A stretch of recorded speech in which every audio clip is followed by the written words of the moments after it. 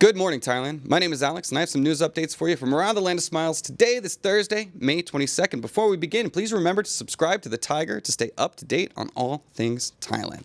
Now, today, we're going to be talking about the potential collapse of Pattaya's dining sector. A Croatian and a Russian facing arrests in separate incidents, and a little later, the brutal killing of Myanmar rebels at the hand of Indian forces. But before we begin, a couple of quick words from our sponsor today, and that is none other than Fazwaz. So Fazwaz is the leading real estate platform here in Thailand. If you are looking to buy, sell, rent, whatever your play is in the real estate market, these guys have got you covered. Their online platform is incredibly helpful. There's all sorts of tools there to help you find the place that you want to buy or sell. Or the clients that you want to sell to. Also, they are multilingual. They're available pretty much any time of day. So if you're coming from around the world and trying to look, you'll be able to find support all the time. So please check out the lovely people at Fazwaz for all of your real estate needs here in Thailand.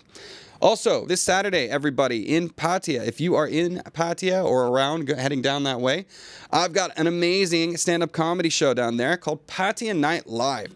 We'll be bringing some comedians from around the world, namely Australia. So we're going down under for this one with our headliners.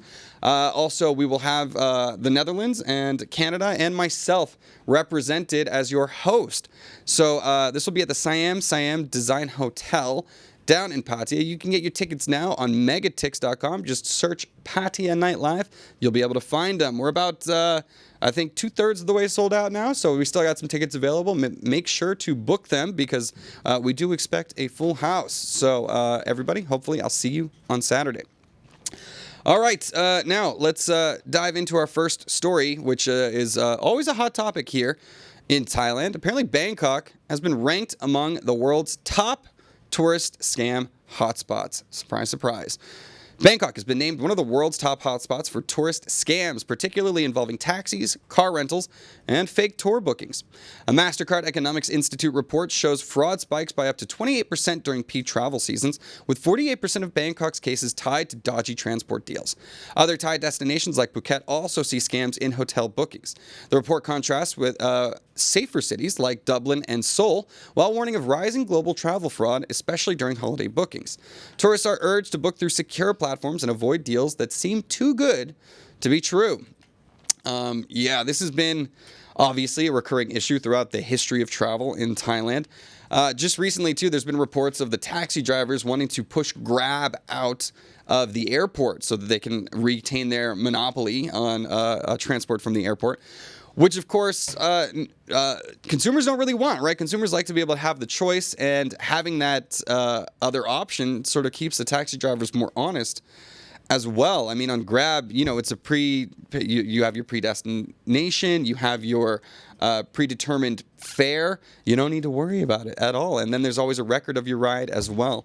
So I think that if taxis, and which are the center of most of these scams, want to be respected more, they just got to play by the rules a bit better and regain their reputation. I think that's the big deal.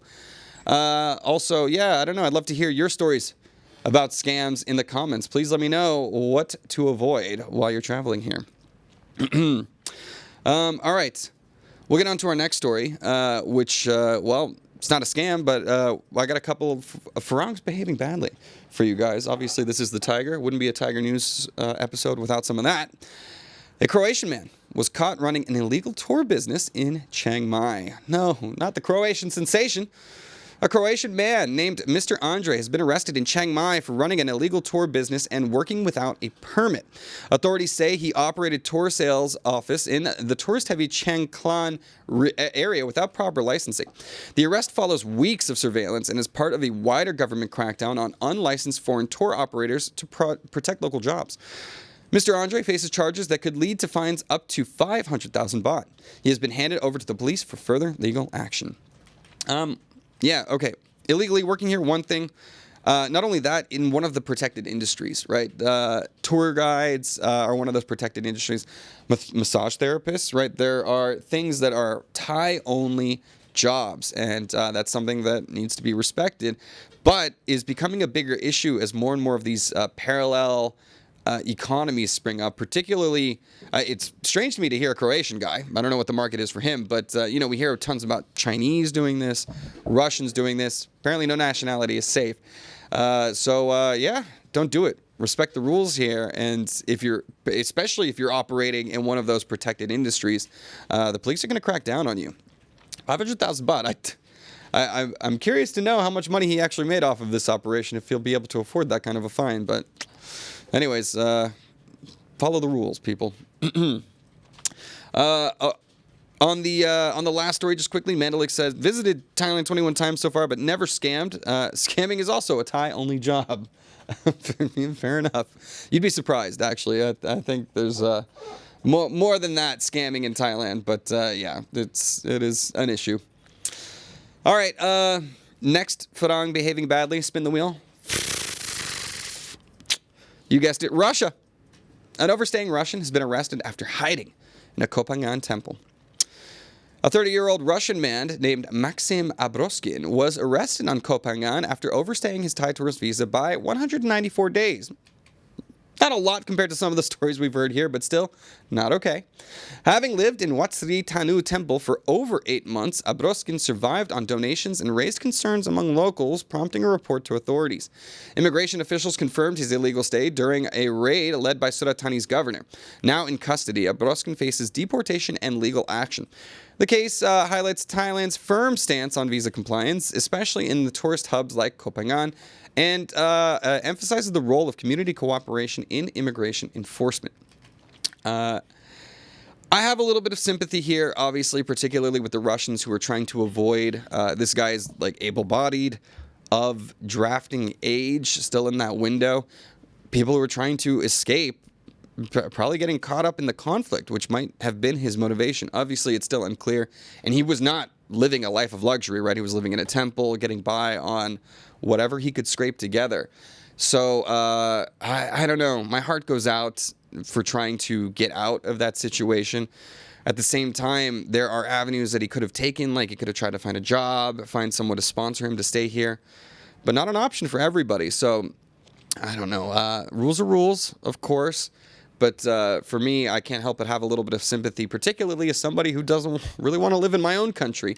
The people that are trying to do that here aren't always able to find a way to do it. So hopefully he'll be okay wherever he ends up. But at the end of the day, there's immigration laws for a reason. Oh, well. All right. Our next story, taking us on to the high seas. The Royal Thai Navy has nabbed Indonesian boats in a sea sting, if you want to call it that. That's right, the Royal Thai Navy has seized 2 Indonesian fishing boats and arrested 18 crew members for illegally operating in Thai waters near Phuket. Acting on a tip-off, the HTMS Long Lom intercepted the vessels 80 nautical miles southwest of Phuket on May 19th. The operation was part of Thailand's, quote, SEAL, Stop, Save maritime security campaign. Despite rough seas, the boats were escorted to the Tap Lamu Pier, where the crew was handed over for legal proceedings. Authorities stressed that illegal fishing threatens marine ecosystems and the economy, as well as national security, and call on locals to report suspicious maritime activity. Look, this is a big problem all over the world. I used to be a politics teacher, and I studied political science was my major. And when you study environmental politics, you think you're going to talk about like global warming and energy, and really almost the entire time we were talking about fishing rights. That was like the biggest issue when it came to environmental politics, and the fact that countries are not respecting each other's territorial waters and overfishing those waters, which is like obviously a limited common resource. So this has been a big issue with countries like China going all the way over to places like South America. Like they catch Chinese fishing boats over there. Like, what are you guys doing here? Like this is way not your side of the ocean, and taking up those valuable resources where countries have in place very specific fishing laws to make sure that those fisheries can replenish. When countries are not respecting each other's laws like that, that depletes the natural resource for everybody. So, big news, I think, and glad to see that Thailand is able to enforce their territorial waters and sort of deter this from happening in the future. Damien says Indonesia is really bad in the Pacific area for fishing. Yeah, we see it all the time with a lot of the Southeast Asian nations not being really respectful of each other's waters. It's absolutely something that's necessary, particularly as neighbors, to maintain good relations, to respect. All right, sad news for people eating in Pattaya. Apparently, the city's dining sector is facing a collapse without urgent support. Pattaya's restaurant industry is facing a severe crisis, with soaring costs and dwindling consumer spending threatening to push many businesses to collapse. Sodatep Steve, head of the Restaurant Business Club, warns 2025 could be worse than the pandemic era unless urgent government action is taken.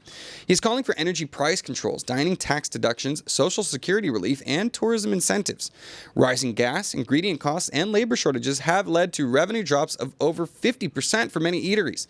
Without intervention, Sodatep says Thailand risks losing a vital economic driver linked to one of its largest supply chains.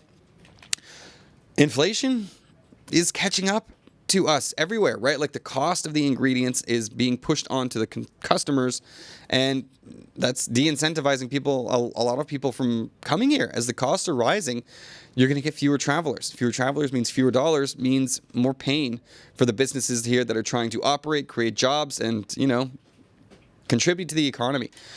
This is a dire warning call. Somebody who is the head of this organization who's basically crying out for help. I'm curious to know what sort of actions the government can take to try and boost this dwindling economy down in Pattaya. But let me know your thoughts, guys. Anybody living down in Pattaya, what is the restaurant scene like? Have you noticed an increase in prices? Is that deterring you from going out? And what are the solutions that you see that can help Pattaya survive? I got a feel-good story for you guys. Enough of the downers, and then in ASEAN we'll get back to being down again. But first, a little break from all that. As the Korat Zoo is celebrating its first giant tortoise hatchlings in Thailand. That's right, we got a celebration on our hands. Korat Zoo in Nakhon Ratchasima has successfully hatched 11 Aldabra giant tortoise babies, a first for Thailand. The rare hatchlings, born on May 18th, are healthy and under expert care in a nursery. Zoo director Thanachon Kensing hails it as a major conservation milestone. The offspring came from just 3 adult tortoises, and once grown, will become a public attraction. Do we have a new Mudang on our hands? Maybe. Native to the Seychelles, Aldabra tortoises can live up to 150 years and weigh over 250 kilograms. There's a your mama joke in there somewhere. This success places Korat Zoo on the global map for wildlife conservation and education. Congratulations. Fornicating tortoises. Who doesn't love that? But this is great news, obviously, for, conservation efforts. We have a new attraction for the Korat Zoo. We were just talking about tourism being in a slump. Maybe you guys want to see some big old tortoises doing the dirty deed. I don't know. I'm not going to kink shame here. But congratulations, Korat Zoo, on making this happen. And hopefully those newborn tortoises live long and prosper. All right. Nice. So anyways, guys, don't forget to like and subscribe as we take a little break to head into our ASEAN section. But again, I do want to give a quick shout out to the one, the only, the Fazwaz. Don't forget to check them out if you have any real estate needs, buy, selling, renting, whatever it is. They got agents operating in multiple languages to help you in whatever tongue you speak to help you find your dream home. Let's move on to the ASEAN section. Let's get into our first story, which takes us over to one of our frequent stops, Cambodia.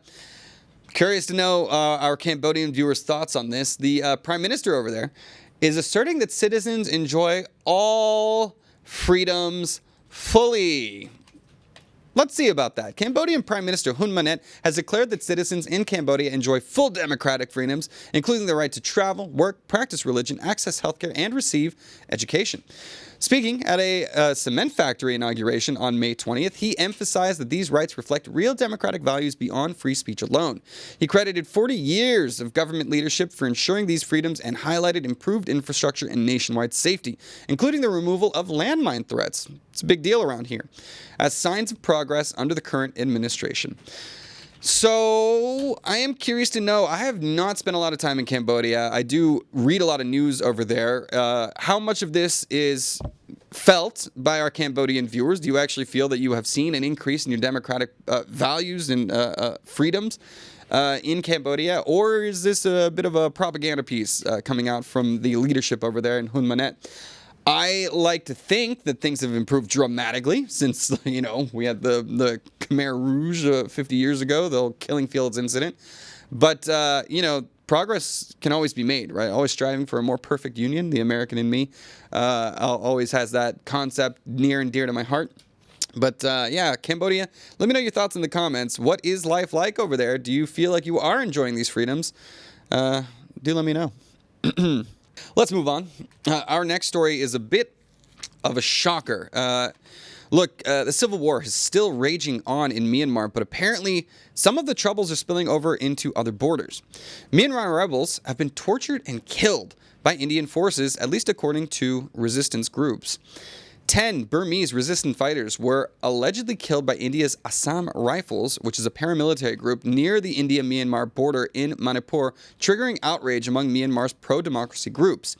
While India claims the rebels were armed and died in a firefight on May 14th, Myanmar sources say they were captured, tortured, and executed without a battle. The victims reportedly belonged to the Local Defense Force, or LDF, in Tammu, not a major militant outfits. The incident raises concerns over India's neutrality, with accusations of cover-up and possible motives ranging from political pressure to mistaken identity. An inquiry has been ordered, but trust between Myanmar rebels and India has been deeply shaken. So a couple of more insights on this. Apparently, this region of Myanmar has been cut off from many supply lines from the mainland. So they were relying on supplies coming in from this region of India. According to the Myanmar side of these sources, the rebels in that area were being pressured by the Indian groups to sort of meet some requirements in order to keep those supply lines open, and they were resistant to it.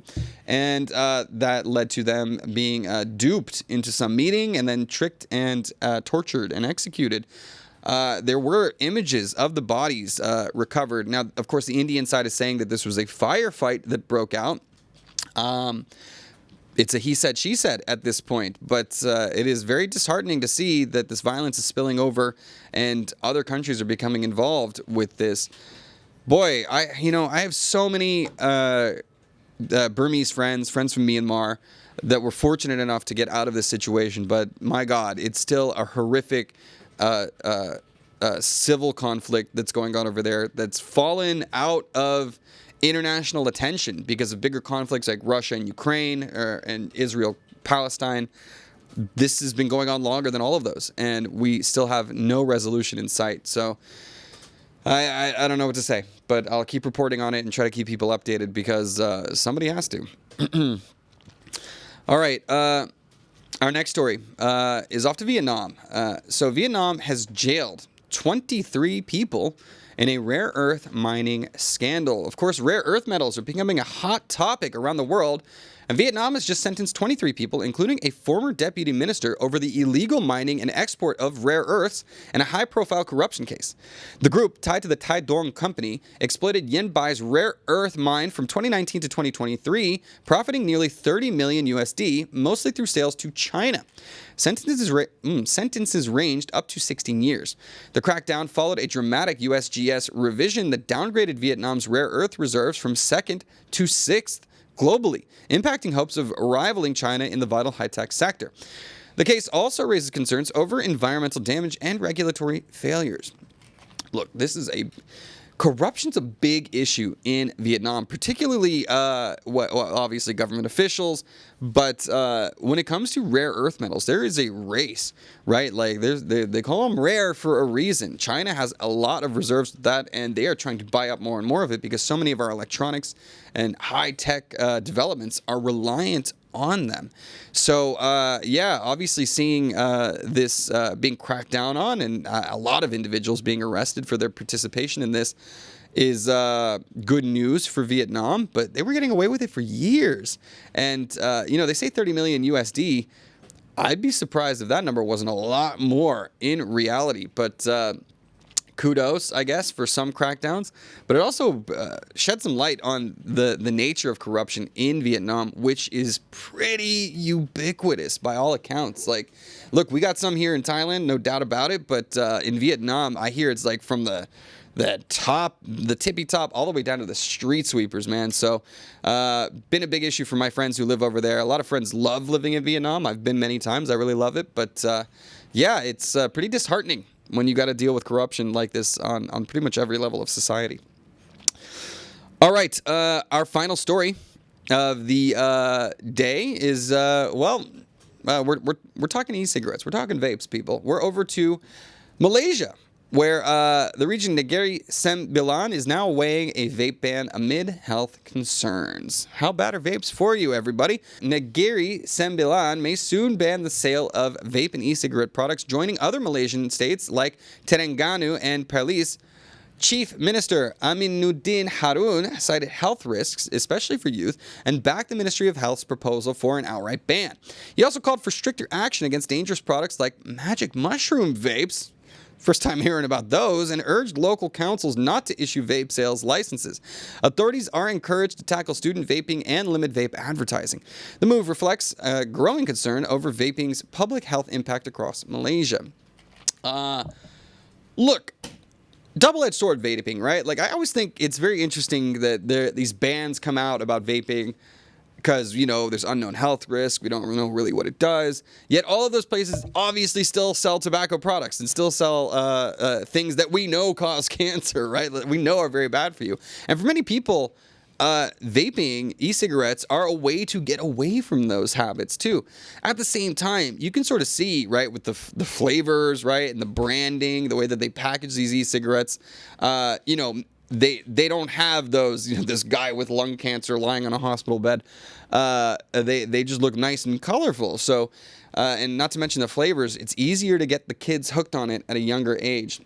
And I've definitely been to events in Malaysia where they are blasting those advertisements and, selling them willy-nilly. So, I'm curious to know your thoughts. What about the crackdown here in Thailand even? There's been crackdowns on, it's illegal here, it's illegal in Taiwan, other places around Southeast Asia. But I don't know.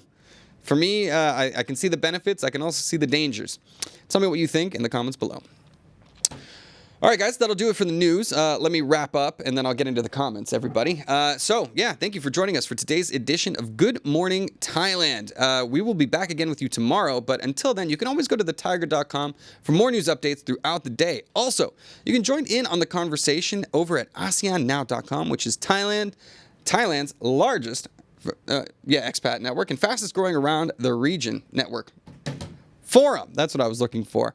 And don't forget to subscribe to us all over on social media, TikTok, Instagram, Facebook, X, wherever. You'll see a bunch of content that you wouldn't normally see here on the main channel. Cool. Final thoughts? Yeah, please go see my show in Pattaya, Megatix. It's called Pattaya Night Live. I'll see you there on Saturday. If you like that story, please like and subscribe. And for more Thailand news, follow us on Instagram, YouTube, or TikTok at The Thaiger, or you can go to thetiger.com and join the conversation.